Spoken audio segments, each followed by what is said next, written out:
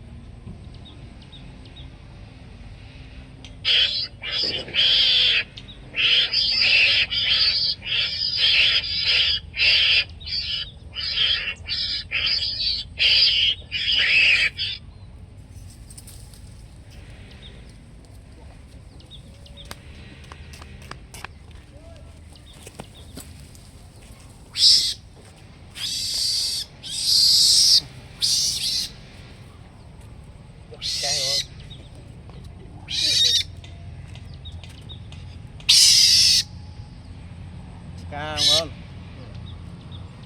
អានោះទៅលេងចោលបាទ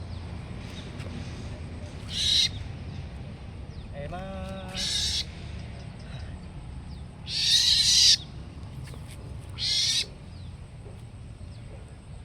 នៅបងត្រូវការជុងអីចាក់ទៅមកខ្ញុំជុងស្កាបងនេះប្រភេទខ្សែល្អបងយកមកលេងស្កាលឿនវាទៅតាមផ្លែតជាប់ហើយបាទព្រោះអានេះវាដេញសម្លេងវារត់ចុះរត់ឡើងរត់ចុះរត់ឡើងបងចាបងប្អូនត្រូវការជុងអីចាក់ទៅមកខ្ញុំហើយព្រោះអានេះជាប់ម្ដង4 5ក៏មានដែរបើកន្លែងសបោហ្នឹងហើយតែនៅនេះវាអត់ទៅសបោទេបងត្រូវការចាក់ទៅមកខ្ញុំអរគុណច្រើន